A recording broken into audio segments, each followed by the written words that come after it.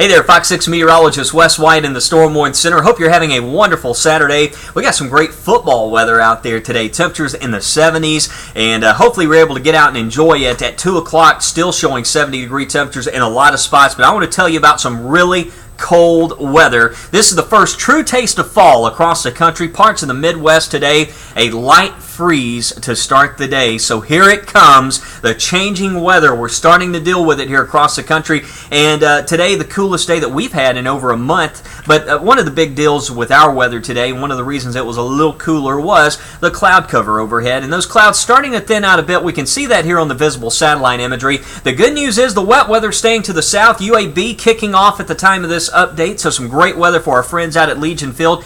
Tuscaloosa, if you're headed there tonight, I'd still say it's wear the shorts type of weather. It's going to be pleasantly warm during the evening, just a few sprinkles to the south, but we should be okay in Bryant-Denny Stadium. Certainly, I don't expect any storms to cancel the game like what we had last week. You'll notice here, though, there is quite a bit of lightning off to the east. That's the stormy weather that we dealt with yesterday, and I got to tell you this. I was out there today cutting my grass, and it poured at my house yesterday. And, you know, a lot of times you kind of have to wait a while before cutting the yard. That grass is still a little damp, but my yard was dry this morning. It just soaked up every bit of that rain. It has been really needing the type of soaking that we had out there yesterday. So I know a lot of us are happy with the rain that we had, but all the heavy storms off to the east. Now, around here now at the moment, just one shower that we're tracking. And folks, I'd say around Epps, Alabama, that's down in Sumter County, may have a sprinkle, but that's about all we can find. So let's track this for you, talk about it through the rest of this evening. 9:30, you can still see that we're in the 70s. Now, Coleman, 67, a little cooler to the north, but we're going to have those 60s around as we wake up tomorrow morning. Here we go. You can see those temperatures taking the tumble, maybe a few upper 50s in some of those outlying areas to the north. But 6:30 tomorrow morning when we wake up, I know this doesn't show a lot.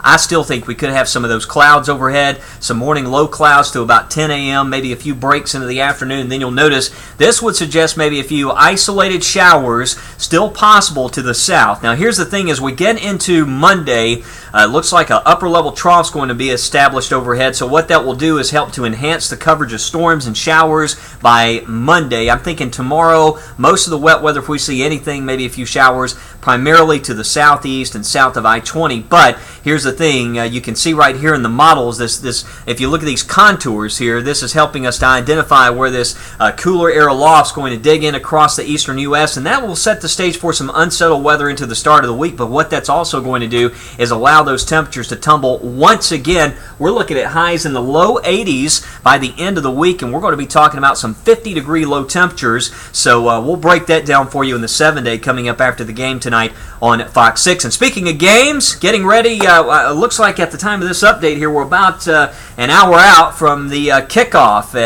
in Tuscaloosa. So I know folks are getting excited about some football today. It's 80 degrees, just a perfect evening for college football in Tuscaloosa. Tomorrow, again, maybe more clouds to start the day. Highs in the 80s, still feeling nice out there. Just a very small 20% chance of rain.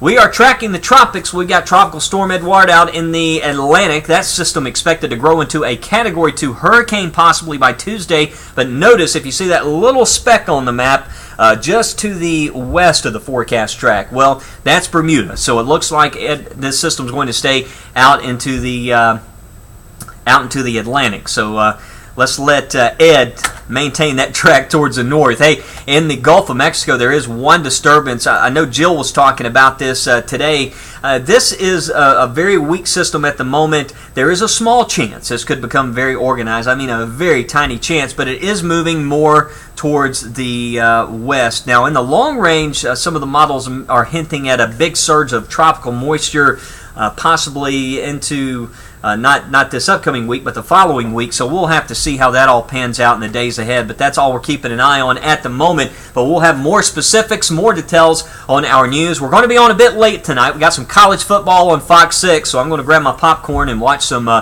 Channel 6 tonight. But do be sure to join us. We'll have the 7-day forecast, and we hope you will tune in. And, of course, check out our weather blog for more updates at myfoxtracker.com. Have a great evening.